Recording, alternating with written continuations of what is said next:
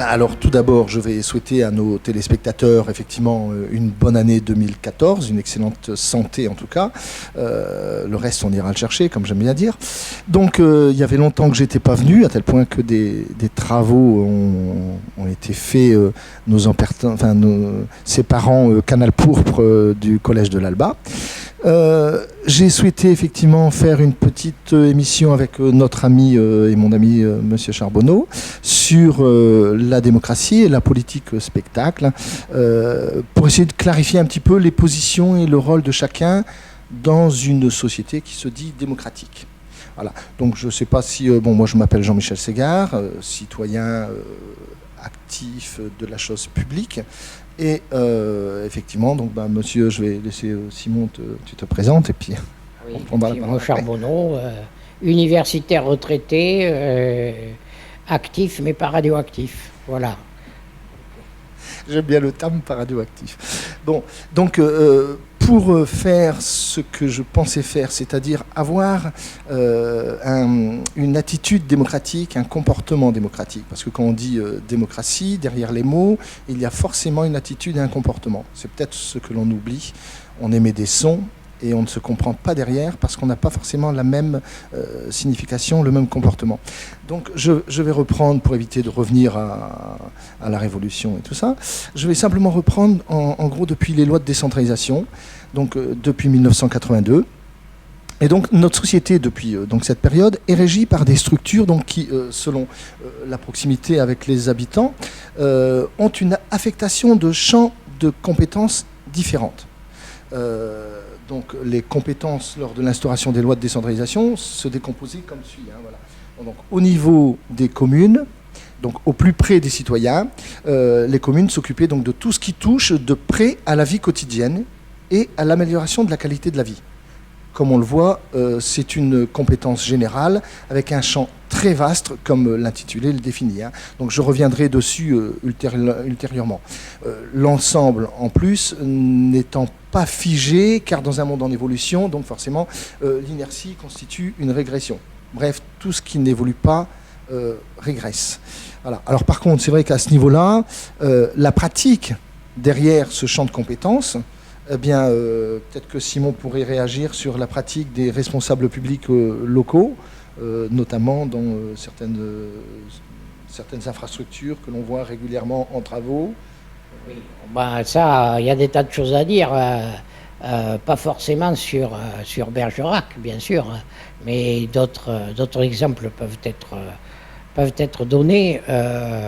Ce qu'il y a de frappant, c'est de voir que chez les élus, il y a une dérive qui fait que, une fois élus, je parle des maires, plus précisément, bien sûr, ils ont l'impression que leur mandat leur appartient, en quelque sorte.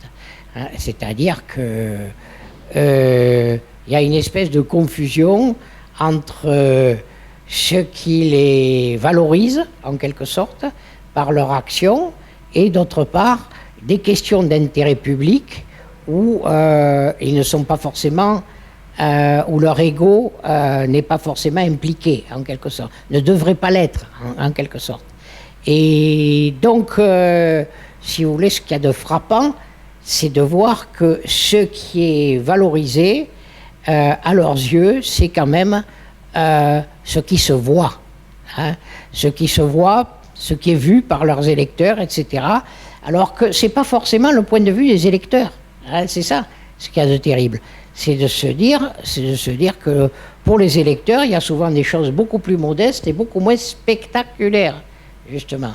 Alors, on peut parler de Bergerac, puisqu'on est quand même en démocratie, en liberté d'expression. On peut dire que, par exemple, il y a à l'échelle d'une commune comme Bergerac, il y a les grands travaux. Il y a des grands travaux qui se voient, etc. Des ronds-points, par contre, ce qui est dans le sous-sol, par exemple, l'assainissement, auquel est liée la question de la pollution de la Dordogne, c'est pas spectaculaire. Ça se voit pas, alors que c'est très important sur le plan, disons, sur le plan de l'intérêt public. Et même, évidemment, une piste cyclable, c'est moins spectaculaire qu'un grand rond-point, si vous voulez.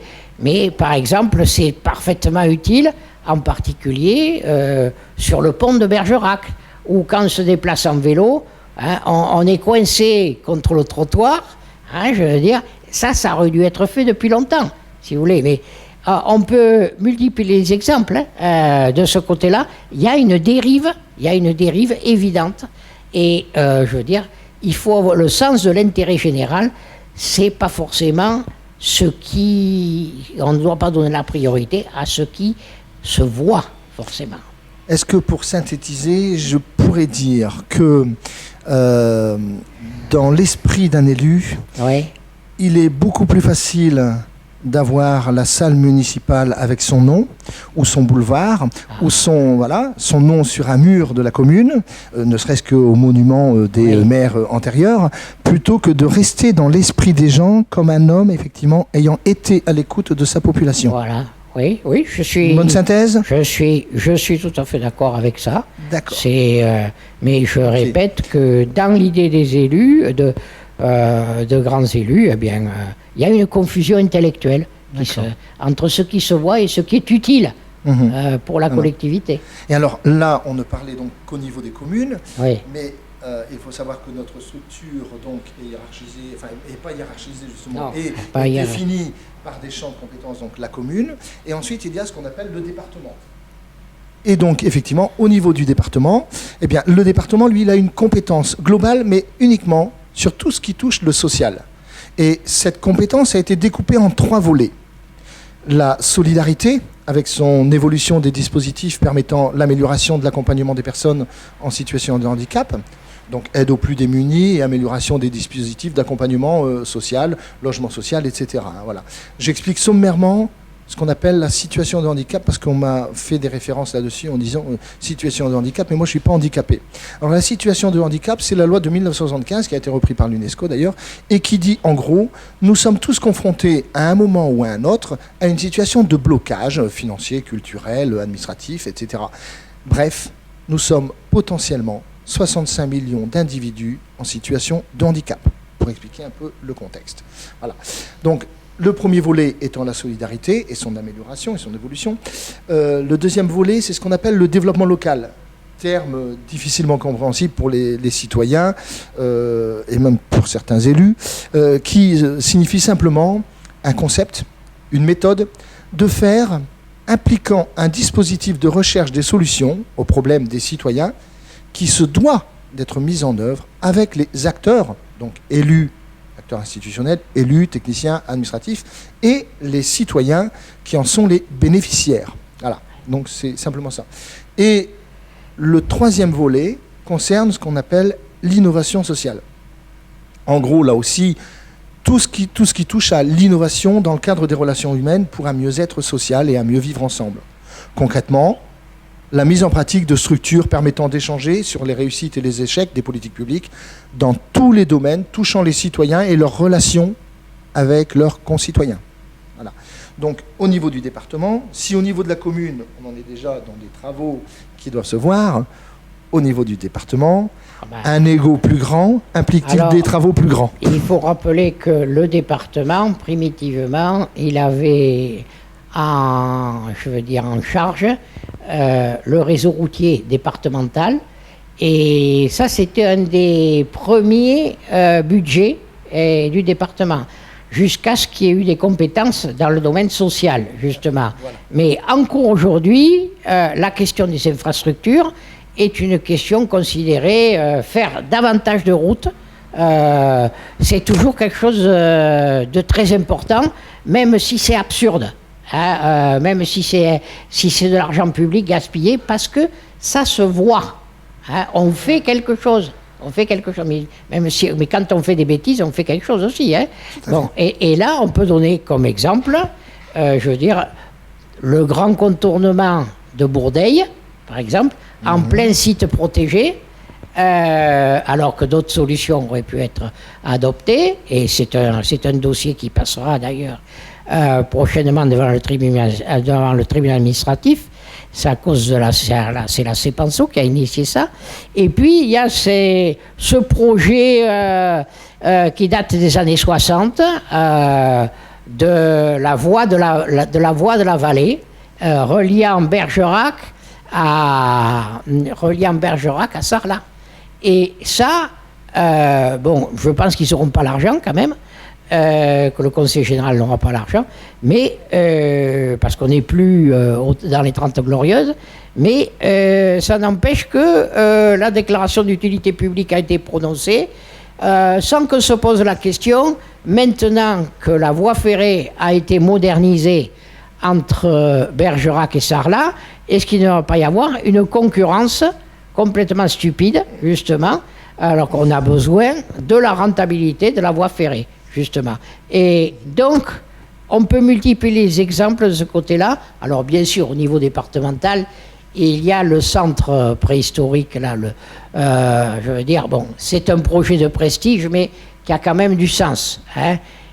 Si l'architecture était mieux réussie, ça aurait été encore mieux, hein, entre nous soit dit. Hein. Mais ça a encore du sens. Mais les histoires de faire toujours davantage de routes, qu'on entretienne les routes, et Dieu sait qu'il y a un chantier suffisamment important, et il y a un réseau routier parfois qui est dans un état lamentable, hein, où on fait du tout-terrain, hein, quasiment. Alors, ça, oui, là, c'est utile. Mais autrement, il faut arrêter de multiplier. Ça ne veut plus rien dire maintenant. On n'est plus dans les 30 Glorieuses. Hein, voilà. Ça me rappelle une petite histoire vécue lors d'une rencontre avec mais j'ai l'impression que les choses se perdent, avec un ancien conseiller général, très vieux, paix à son âme maintenant parce qu'il est disparu, et un tout nouveau conseiller général, et où on parlait de développement local. Parce qu'effectivement, la chose qu'on dit développement local, voilà. Et le jeune disait, mais le développement local, c'est les routes. Bien sûr. Et le vieux conseiller général avec son expérience disait, mais attendez, vous ne pouvez pas résumer le développement local aux routes, au développement d'infrastructures. Vous allez, en développant les transferts, mettre obligatoirement la compétitivité au cœur de notre action publique. Or, nous avons besoin de coopération et non de compétitivité. Donc il y a là un problème de fond, mais j'ai l'impression que quand on dit souvent l'expérience des vieux, eh bien les vieux, il faut les laisser là où ils sont. J'ai l'impression que des fois, on ferait bien de s'inspirer effectivement de l'histoire et au moins, même si c'est pas pour dire qu'ils ont raison, parce qu'effectivement le monde a évolué, au moins pour essayer d'analyser et de s'instruire sur leur... Pour le département a en charge aussi maintenant tout l'aménagement rural, par exemple. Et la question de la revalorisation du milieu rural, de la défense du milieu rural, de la revalorisation de l'agriculture paysanne, en particulier en Périgord, ça devrait être considéré comme une priorité. Il y a une association qui s'appelle Terre de Liens pour favoriser l'installation de jeunes agriculteurs en bio, qui a calculé que en France, à l'heure actuelle, s'il y avait une politique de réoccupation du milieu rural par une agriculture écologique, ça pourrait créer jusqu'à 600 000 emplois.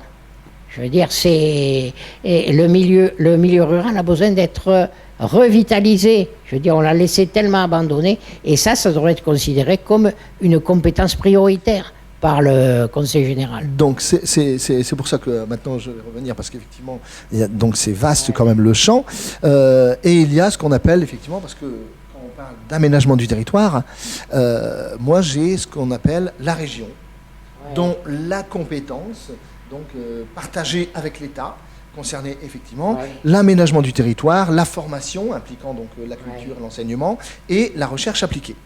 Et vu qu'il n'y a pas de hiérarchisation, cela veut dire que simplement un problème en milieu rural saisit un élu saisi par des citoyens, par exemple, sur l'aménagement, pourquoi pas, d'une gare ou d'un transport, peu importe. Effectivement, doit saisir donc le maire, et le maire, ayant une compétence globale qui lui permet de saisir ces instances, devrait normalement donc remonter l'information au Conseil général, dans le mode de fonctionnement, au Conseil général, donc, qui deviendrait leader dans le cadre du dispositif, mais n'a pas la compétence. Mais le leader, c'est pas quelqu'un qui a une compétence, c'est quelqu'un qui organise. Comme on dit, on a un spécialiste qui est chargé de la chose, et on peut diriger des spécialistes sans être un spécialiste fondamentalement. Le tout, c'est d'avoir une bonne logique, une bonne cohérence, et d'être au service de ses concitoyens et de savoir ce que ça veut dire que l'intérêt général. Là, il y a peut-être effectivement des choses à revoir dans ce cadre-là. Donc au niveau de la région, j'ai l'impression que si le Conseil général devient et se préoccupe du milieu rural, la région en matière d'aménagement, c'est peut-être pour ça qu'il y a ce qu'on appelle des doublons. Bon, alors il faut savoir que la région, sur le plan administratif, sur le plan juridique, elle a moins de compétences que le département. Elle a des compétences, d'ailleurs le budget de la région est moins important, paradoxalement, que celui du département, bien que le territoire soit évidemment beaucoup plus étendu. Et la région, en fait, elle a des moyens d'intervention en matière d'aménagement du territoire, par le biais des financements divers et variés. Et donc là aussi, le syndrome des grands travaux inutiles, des grandes réalisations qui coûtent très cher aux contribuables et dont l'utilité est tout à fait contestable, comme l'aéroport de notre cher Premier ministre, qui était aussi maire de Nantes, je veux dire en Aquitaine, ce sont des grandes infrastructures telles que l'autoroute A65 Langon-Pau, qui a été réalisée malgré une rentabilité, tout ce qu'il y a de plus problématique, puisque le trafic ne le justifiait pas. Et donc, il a été, en dépit de tout, réalisé avec l'appui du président du conseil régional, qui maintenant fait flèche de tout bois pour les futurs, la ligne à grande vitesse Bordeaux-Toulouse et Bordeaux-Hendaye. Voilà. On peut espérer que cette recherche des réalisations de prestige qui enfin marquera son mandat. Voilà. Parce que c'est ça, c'est avoir une marque dans l'histoire, sur son territoire. Ça, c'est la réalisation. Comme à Bordeaux, le grand stade, c'était le stade marqué du nom du maire dans l'entre-deux-guerres, du maire de Bordeaux précédent, Chaban. Voilà. D'accord. Voilà, on peut multiplier les exemples aussi. Et donc à ce niveau-là, est-ce que, parce que la relation, donc en tant que président de région, Jean-Marc Ayrault, Premier ministre, n'étant plus président de la région Bretagne, l'aéroport donc Notre-Dame-des-Landes, c'est d'elle dont on parle. Quel est l'intérêt? C'est simplement pour dire bon, j'ai été maire de Nantes pendant longtemps, je veux rester dans la postérité. L'intérêt, il y a un prêt-à-penser. C'est l'idéologie du progrès et de la croissance. C'est le toujours plus. Et donc, plus la réalisation est importante, évidemment, plus ça peut marquer un mandat. Et c'est pour eux, c'est l'évidence. C'est incontournable, même si ça coûte une fortune aux contribuables et que l'utilité est tout à fait contestable, ça fait rien. Il y a une logique d'appropriation du pouvoir, d'appropriation personnelle, de son mandat. Et ça, effectivement, c'est aggravé en plus par le cumul des mandats et par la durée des mandats. Parce que si le cumul des mandats est réglé pour 2017, la question de la limitation de la durée des mandats n'a absolument pas été abordée. Moi, pour le cumul des mandats, pour en venir à la limite, ce qui me fait sourire là, c'est effectivement qu'on déjà c'est repoussé à 2017, alors qu'il y a des élections là et l'année prochaine, ce qui est quand même un petit peu rigolo. Mais surtout, quand des députés ont été élus sur le mandat du président, et il y en a, qui ont été élus et pas des vieux. Parce que les vieux, à la limite, moi je suis tolérant, je dis, bon, ils ont biberonné le culture. Un monsieur Delabarre qui a 23 mandats, etc. Il en a tellement qu'il sait plus ce qu'on fait. Bon, je peux comprendre les choses. Mais un jeune député qui effectivement est élu la première fois sur un mandat présidentiel de non-cumul de mandat, qui, dans son historique de conseiller municipal ou de chargé de mission ou de quoi que ce soit, se disait contre le cumul de mandats des opposants, donc de l'autre bord, qui voulaient prendre effectivement une mairie, et qui, de fait, se retrouve à vouloir maintenant prendre une mairie en tant que député, là, je trouve que c'est absolument inacceptable. Il me semble que vous êtes d'une naïveté touchante. J'aime bien être naïf. Et ça parce que, je veux dire, la politique, c'est l'art de dire des mensonges, mais sincèrement. C'est-à-dire qu'en fait, on a des sincérités momentanées.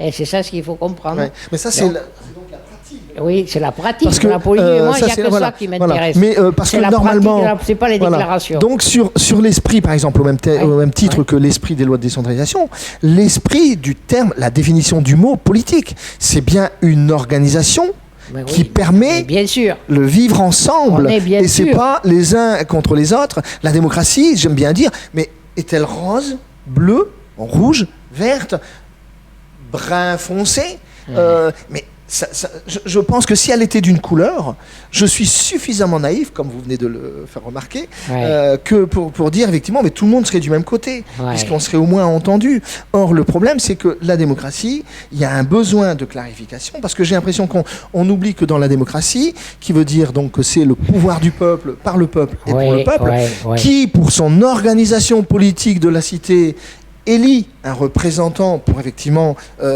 parce qu'il ne peut pas tout faire, donc il faut bien qu'il y ait quelqu'un, mais donc ce représentant est ni plus ni moins que ce qu'on appelle par une délégation de pouvoir, un gouvernant gouverné, puisqu'il devient à la solde de ce qu'on appelle le peuple, qui a le pouvoir, et le pouvoir devient gouvernant, parce qu'effectivement, il a délégué à quelqu'un le choix de le représenter.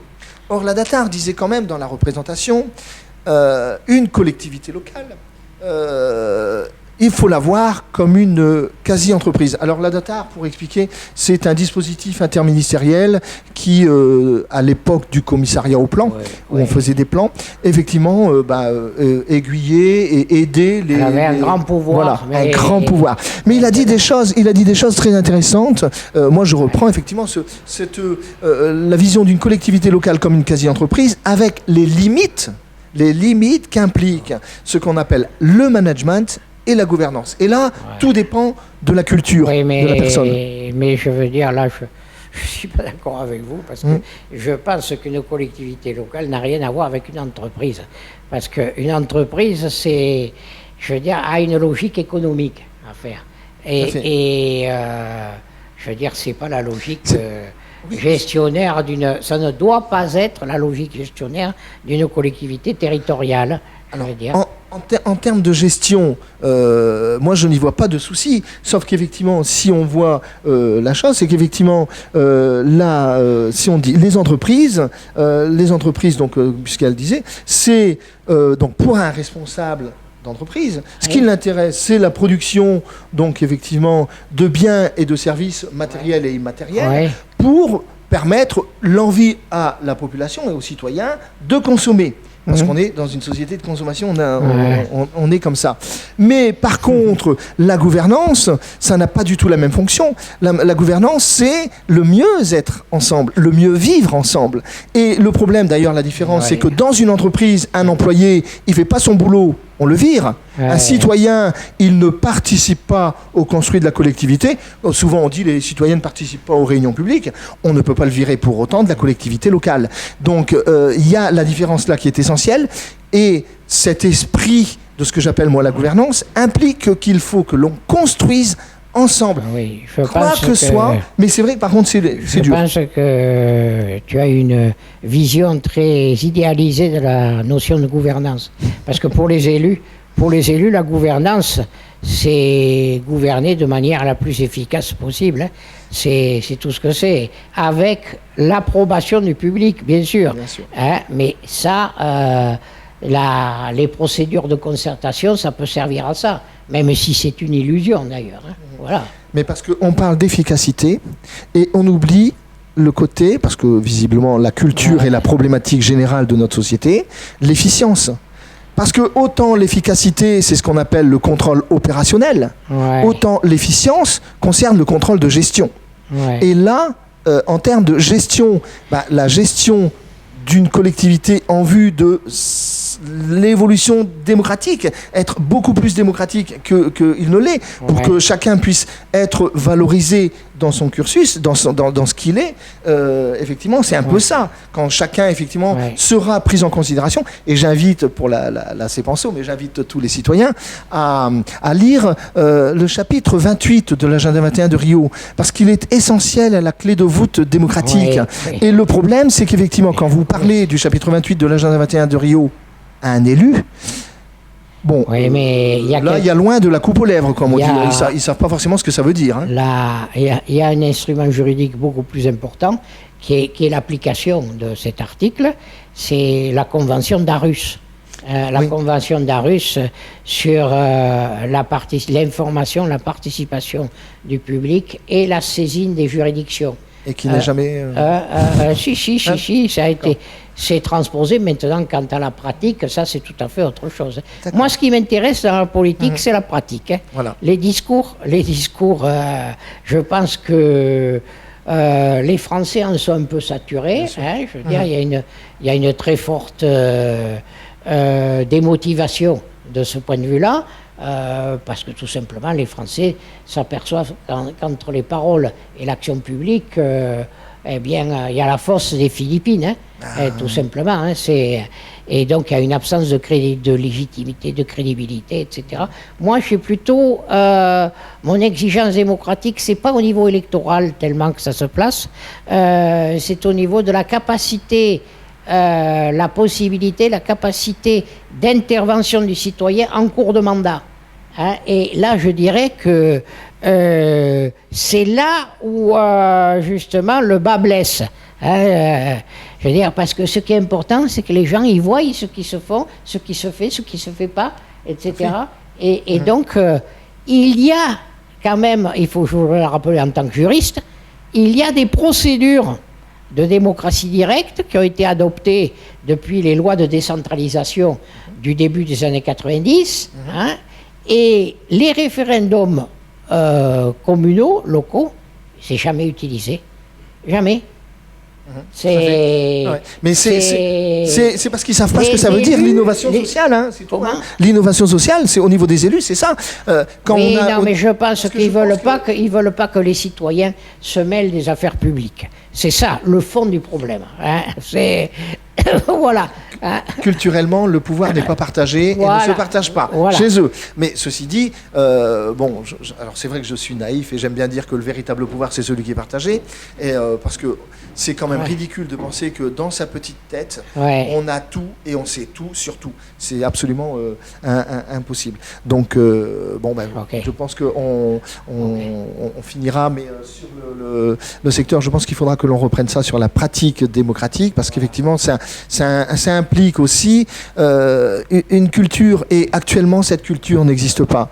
Comme pour mettre en place les structures et les organisations qui permettraient ce qu'on appelle la régulation et permettre à l'élu de faire effectivement un bilan trimestriel ou annuel, il y a quand même quelque chose à mettre en place, mais ils ne veulent pas par peur, ou surtout parce que pour eux, la démocratie ne dure que 15 jours. Une fois le vote passé...